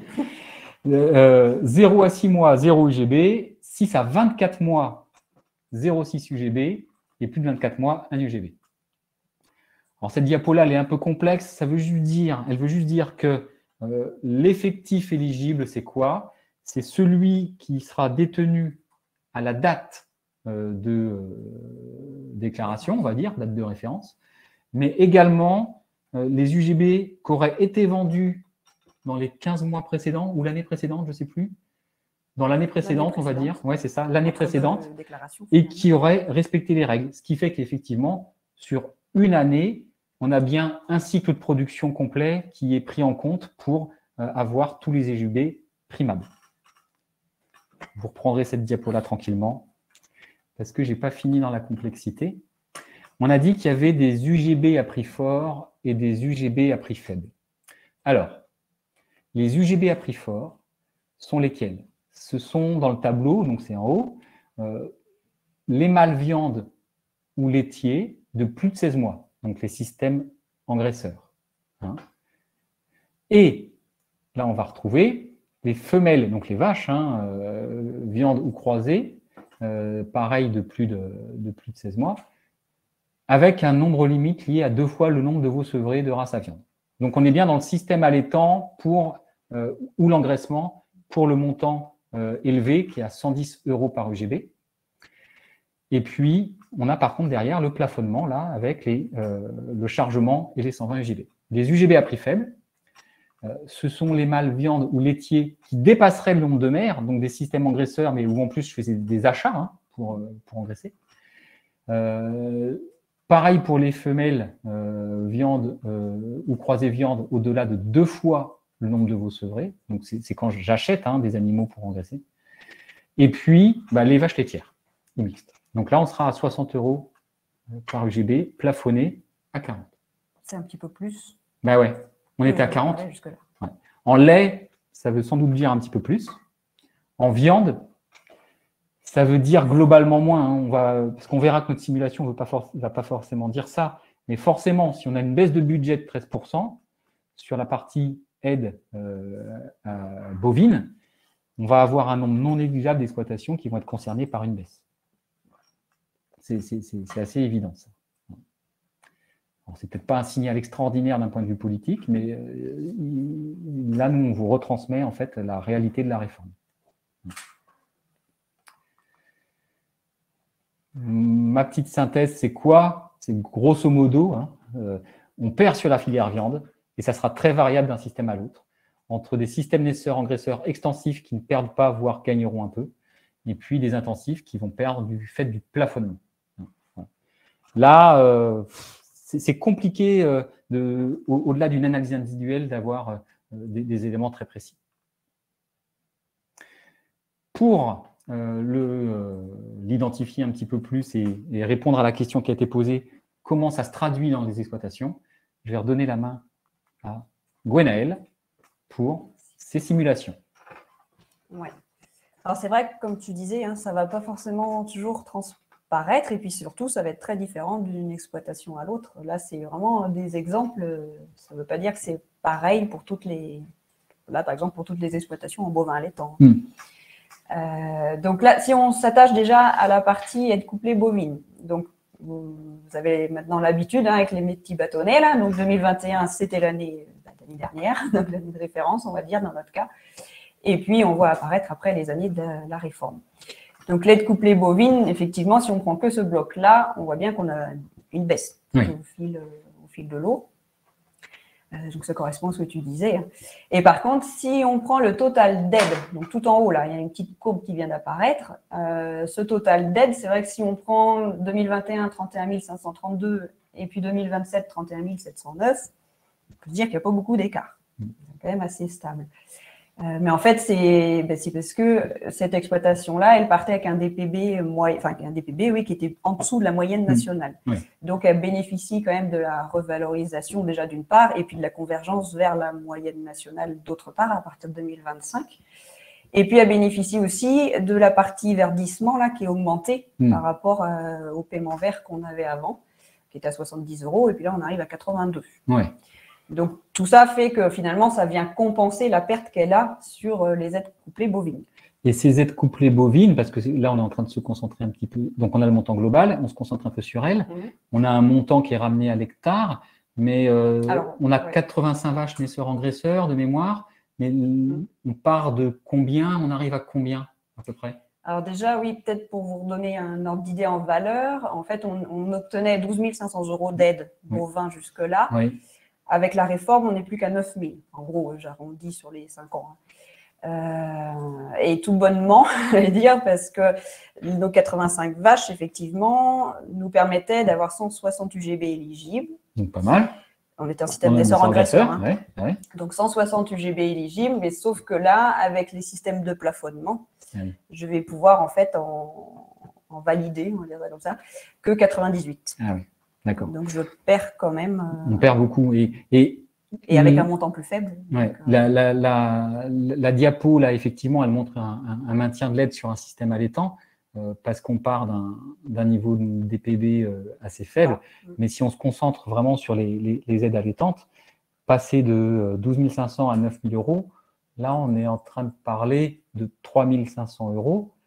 Et en pourcentage, on est en train de parler de presque 30% de baisse des aides bovins allaitants sur cette exploitation-là, qui est assez intensive et qui est fortement plafonnée. C'est ça. Donc c'est vrai que ça ne paraît pas vraiment, mais avec une exploitation avec des DPB plus à la moyenne, ça se serait on aurait une vu baisse. Un peu plus. Notre exploitation bovin-lait. Donc celle-ci, sur la partie pareil, aide couplée bovine, on l'a dit, hein, le montant d'aide à l'UGB ou à la vache, là en l'occurrence, il est quand même à la hausse. Donc, ramené à l'hectare, toujours, tu disais tout à l'heure, hein, ça représentait 24 € à l'hectare en 2021 et on est plutôt à une quarantaine d'euros ensuite. D'accord. Donc là, elle est gagnante. Si on prend le total des aides, par contre, on voit bien qu'on a une baisse à partir de 2026, mais en fait, c'est surtout lié à la perte de notre aide JA. La JA. Puisqu'après, sur le reste, on est quand même assez stable. Et finalement, la perte qu'on avait tout à l'heure sur l'éco-régime, par rapport au paiement vert qui était à 94 € initialement, là, est compensé justement par cette hausse sur l'aide bovine dans ce cas-là. C'est bien dans ce cas-là. Donc voilà pour celle-ci. Et puis le dernier cas, c'était donc un système grande culture. Donc là, sur les aides couplées, en fait, c'était parce qu'on avait, si vous vous souvenez, un peu de luzerne dans cette exploitation-là. Donc voilà, elle perçoit une aide couplée légumineuse qu'elle percevra toujours demain avec la réforme. Donc là-dessus, pas trop de changements. Par contre, au total des aides, c'est quand même plus de 3 000 € d'écart entre ce qu'elle percevait aujourd'hui et puis ce qu'elle aura demain, mais qui n'est pas du tout lié aux aides couplées, là en l'occurrence. C'est vraiment ce qu'on a dit tout à l'heure, hein, c'est lié à la revalorisation des DPB d'une part, avec le passage en ABR, et puis l'éco-régime. OK. Voilà sur cette partie aide couplée. Très bien, merci. Des questions? On va peut-être, je regarde le temps, 1h20. J'espère que vous êtes encore motivés et intéressés. C'est un sujet important, donc j'en doute pas. Mais Céline, tu as une ou deux questions quand même? Ouais. Ça a été dit, mais vu que les questions sont posées, peut-être les reprendre et y répondre en direct. Donc là, il y a des questions par rapport à l'âge des animaux. Donc, un mâle engraissé vendu à 14 mois, donc nous, pas de droit à l'aide, non, puisque c'est 16 mois, on l'a dit. Hein. Parfait. Donc, la remarque, c'était que les engraisseurs qui vendaient des JB jeunes, du coup, sont gardants. Donc, c'est ce qu'il fallait comprendre, oui. Malheureusement. Oui. C'est ça. Donc, une génisse, autre question, une génisse qui est morte, abattue à 30 mois et qui a été achetée à 6 mois est-elle éligible? Bah oui. Oui, voilà. Donc celle-là, elle passera dans l'aide possible. Et donc un JB abattu à 16 mois et un jour touchera ton aide. Donc oui, s'il a été maintenu 6 mois. C'est ça. Voilà. OK. Et puis après, d'autres questions, c'est plus par rapport aux aides couplées végétales, si on peut revenir dessus. Tout ce qui était production de semences, est-ce que c'est maintenu? Oui, oui, c'était à graines. Rapidement. Voilà, ici, être couplé aux légumineuses à graines, déshydraté aux semences. Ouais. Et puis, donc, par rapport à l'aide légumineuse fourragère, j'ai répondu dans le chat, mais pour peut-être faire une synthèse pour tous. Donc, l'aide légumineuse fourragère donc, concerne la luzerne. Du moment qu'elle est pure, elle sera éligible tant qu'elle est en place en fait, sur l'exploitation. Les régras, il n'y a pas de notion de phyto. Il y a eu la question. Ah oui, non, ça c'est autre chose. C'était quand on les comptabilisait en surface d'intérêt écologique dans l'ancienne PAC, mais là, pour demander l'aide, l'important c'est qu'elle soit pure et en place. Oui. Et donc, c'est bien pendant toute sa durée de présence. Et après, par contre, tout ce qui est prairie en mélange, Nicolas l'a dit, mais c'est bien l'année du SMI. Uniquement. Et ça ne peut pas concerner les cultures dérobées. Non plus. La question a été posée. C'est forcément une culture principale sur l'exploitation. Super. Ben, merci pour ces précisions. Et puis, comment calcule-t-on un chargement dans une exploitation mixte lait-viande? Eh bien, on cumule les UGB lait-viande et puis on les ramène à la surface. Par contre, ce que je n'ai pas dit, c'est que s'il y avait en plus un atelier caprin ou ovin, dans le calcul, on aura toute la surface qui sera quand même destinée aux vaches pour faire le calcul, enfin aux bovins. OK. Et après, je ne sais pas ce qui est prévu, mais il y avait des questions par rapport à un sujet qu'on a abordé avant, qui sont venus après, c'était par rapport à ce qui était comptabilisé dans les surfaces non productives. Ce que je propose, peut-être à la fin, si on a le temps, là on va continuer d'avancer, parce qu'après on est dans des détails qui sont nécessaires. Si vous avez des questions, là elles sont notées, peut-être en plus, il y a sans doute votre nom en plus qui apparaît, peut-être qu'on vous répondra individuellement. Et puis bien entendu, vous pourrez vous adresser à vos conseillers, vos conseillères sur tous ces sujets-là pour approfondir les sujets. On va continuer pour respecter un petit peu notre timing. La question sur la clé du bovin lait, par contre, c'est bien multiplié par le nombre d'associés et non plafonné. Donc, il y a une transparence GAEC, mais ça a été dit. Il y a bien la transparence GAEC, complètement. Ouais. Sur toutes les aides couplées. Alors, je vais passer assez vite sur le second pilier des aides PAC. Il n'y a pas tant de changements que ça. Et puis, on va reprendre un petit peu de temps avec Gwenaëlle en plus sur des petites subtilités sur les éco-régimes notamment. Donc, les aides du second pilier sont l'ICHN, les MAE, l'assurance récolte, la dotation JA, mais aussi, donc quand je dis la dotation JA, justement, ce ne sont pas que des aides PAC liées à votre déclaration PAC, mais ce sont des aides qui peuvent être liées à l'installation, des aides à l'investissement comme les PCAE, et puis d'autres éléments qui ne vous touchent pas directement, que je ne détaille pas. Le budget, lui, il est en légère augmentation. Celui du premier pilier était en légère diminution. C'est pour ça qu'on dit qu'on a globalement un budget qui est préservé. Donc, on retrouve l'ICHN qui est maintenu et légèrement augmenté. On est tout concerné. Les MAE très légèrement augmentés. La conversion bio qui est plus dotée. On a perdu le maintien bio dans le même temps. L'assurance récolte qui est légèrement augmentée et puis le reste qui bouge quasiment pas. Donc, l'ICHN ne bouge pas, la bio, je viens de le dire, on augmente le budget associé à la conversion. Pour les budgets assurance récolte, ils sont légèrement augmentés, mais le système assurantiel est en cours de révision, donc on vous tiendra informé aussi par rapport à ça. Il faut rester attentif, parce que ce sont des éléments de gestion importants, ces notions d'assurance récolte. Et puis, sur les MAE, je ne vais pas aller m'attarder énormément, il y en a une foultitude qui sont différentes selon l'endroit où je me trouve par rapport à mon territoire et à l'ouverture de MAE. Simplement, apparaît, vous le voyez peut-être là en jaune, des MAE un peu de transition. Et ces MAE seront génériques. Elles sont de deux types. Des MAE transition des pratiques. Alors, on n'a pas les détails pour l'instant des cahiers des charges. Derrière ça, moi, j'entends diversité de culture, rotation, couverture. Voilà ce que j'imagine. Et puis, une mesure transition bas carbone. Ce qu'on imagine derrière ça, ce serait des exploitations qui sont engagées dans des démarches de diagnostic et de plans d'action associés à des démarches carbone. Peut-être juste rappeler que c'est des engagements 5 ans, toujours. Oui, tu as raison. Les MAE, ce sont des engagements de 5 ans. Certains ont vécu parfois des engagements un peu difficiles avec les contrôles, mais on a aussi je dirais, des optimisations ou en tout cas des voies d'accès à des aides complémentaires qui peuvent être non négligeables en fonction soit de son système existant, soit des évolutions de système que de toute façon j'ai choisi de mettre en œuvre et qui peut-être peuvent bien rentrer dans un appui financier lié au MAE. Voilà. Et on va finir ce webinaire avec un petit zoom de nouveau sur les enjeux des éco-régimes. Avant de passer la main à Gwenaëlle sur ce sujet, je vais faire une première mini-synthèse. Il sera important pour vous de se projeter, de mesurer les points de vigilance. On aura une conditionnalité qui est renforcée, vous avez vu. On aura des évolutions des aides qui vont être très variables d'une exploitation à l'autre. Et un des enjeux sera de percevoir pleinement les éco-régimes. Et donc, cette perception pleine et entière des éco-régimes, au-delà de votre analyse individuelle, là, on va l'illustrer par quelques enjeux où je fais légèrement bouger mon exploitation et il se passe des trucs pas drôles. C'est ça. Ouais. Alors, on va reprendre tous nos cas. Donc, le premier, c'était notre exploitation en bovin allaitant.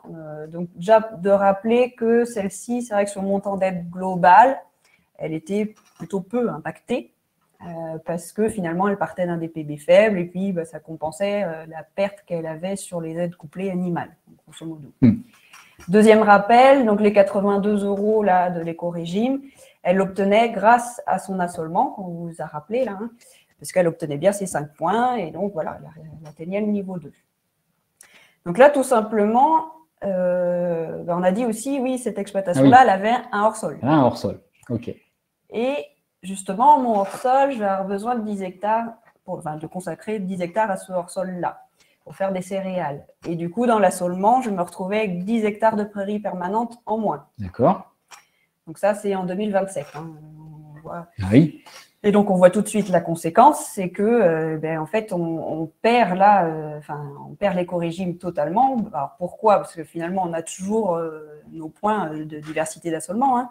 Mais par contre, on a retourné plus de 20% des prairies permanentes. Ah oui. Donc, on ne respecte plus ce critère-là dans la voie des pratiques. Et on n'a pas d'autre voie possible là, dans ce cas-là. Donc, on perd totalement l'éco-régime. Donc, important, on reprécise en disant ça, que pour les éco-régimes, je dois respecter par bloc. Et c'est mon plus bas niveau de respect qui fait mon paiement. C'est ça. Donc là, je respecte bien tous les points sur toutes mes surfaces liées aux terres arables. Et sur les prairies permanentes, j'ai retourné plus de 20%.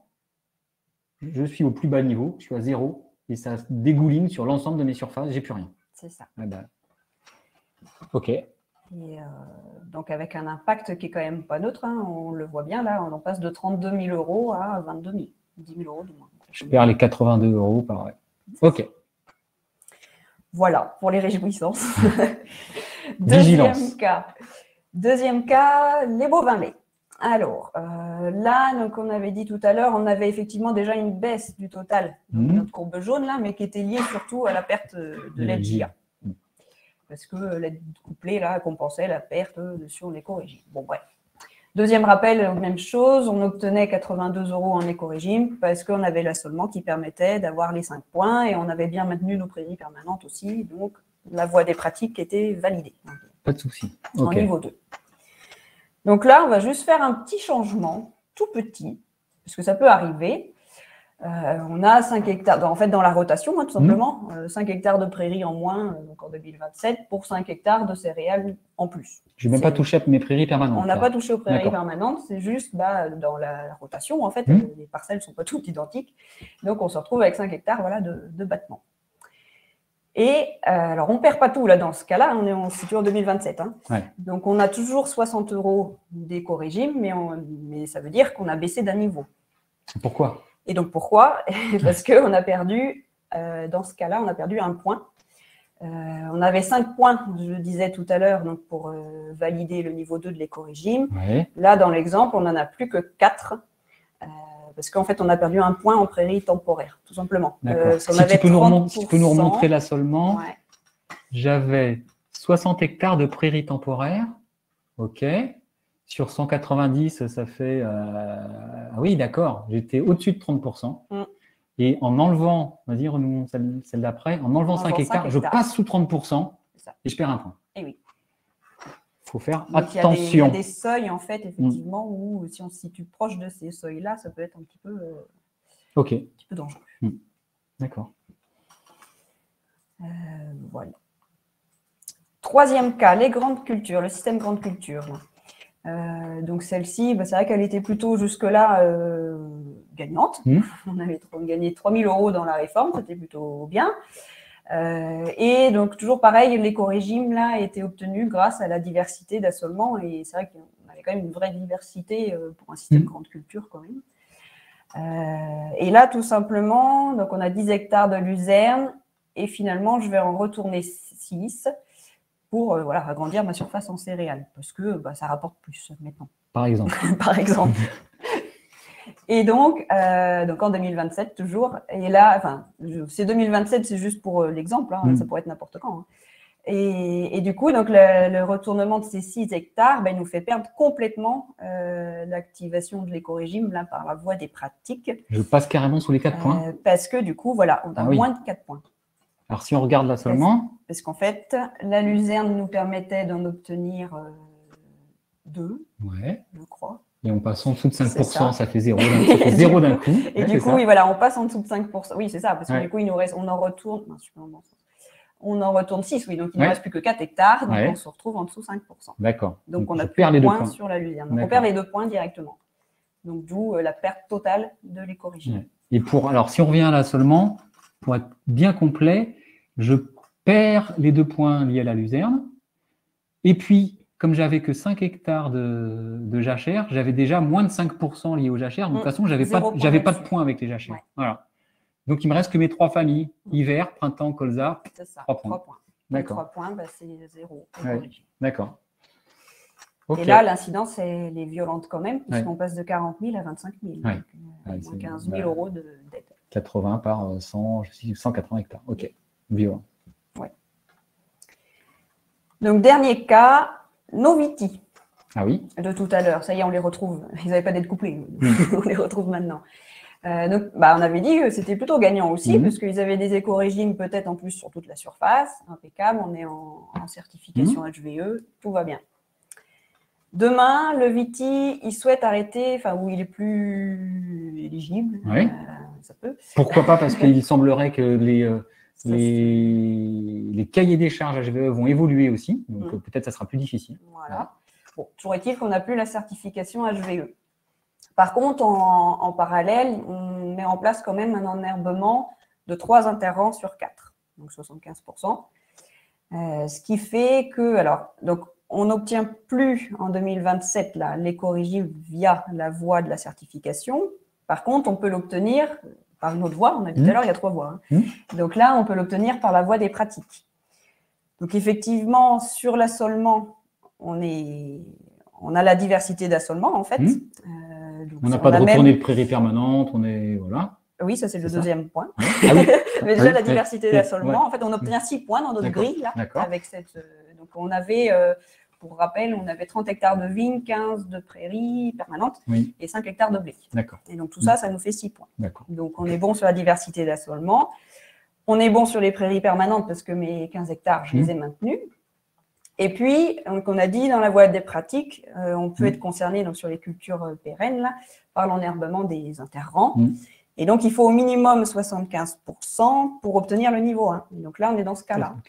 On a 75% de l'enherbement, donc on obtient le niveau 1. Et peu importe si on obtenait bien le niveau 2 sur la diversité d'assolement et sur le maintien des prairies. Parce que sur ces 2 points-là, on était au niveau 2. Mais c'est le plus bas niveau qui fait mon paiement. Mais c'est le plus bas niveau qui fait le paiement. Exactement. Ok. Très bien.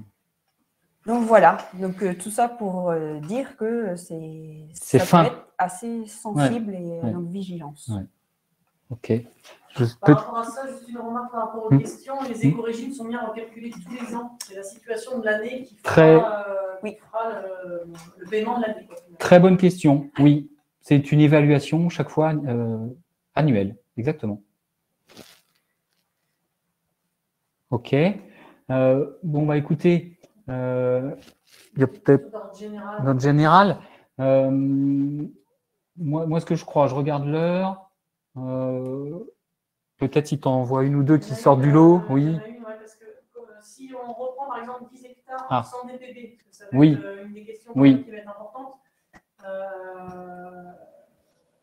est-ce qu'on doit, pour avoir des ABR, est-ce qu'on doit déclarer ces 10 hectares à la PAC? Donc, forcément que oui. Mais par contre, comme on obtiendra des nouveaux droits sur ces terres-là.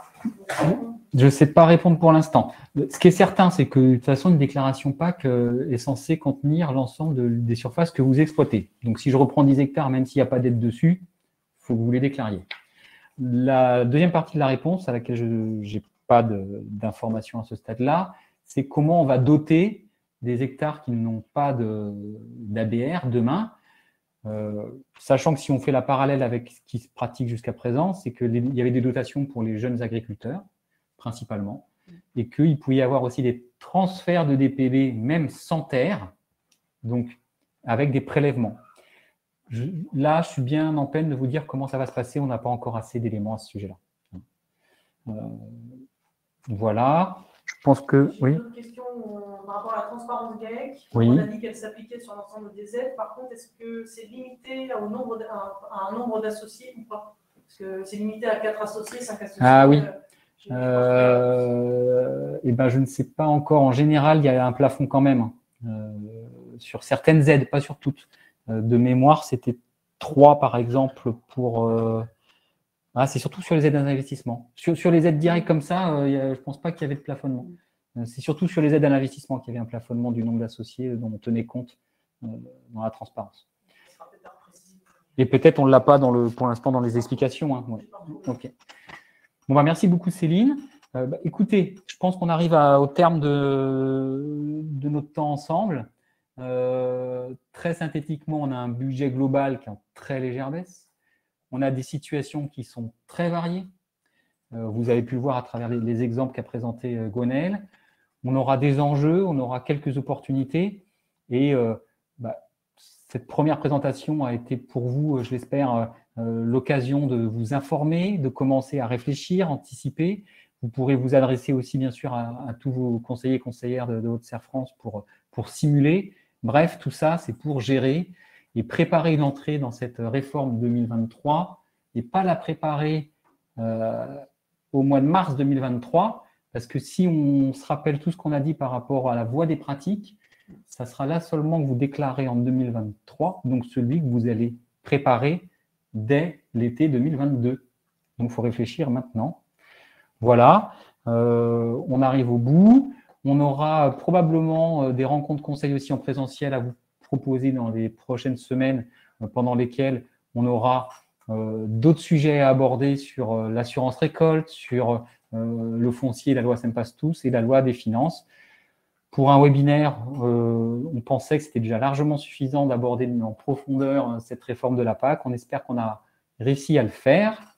Donc, il nous reste à vous remercier. Un grand merci à Manuela qui a organisé techniquement ces 2 heures avec vous, à Céline pour les questions, à Chloé que vous ne voyez pas non plus pour le diaporama, et puis à Gwendoline. Voilà. Merci à tous d'avoir été présents et on vous dit à très bientôt. Bientôt. Merci. Merci.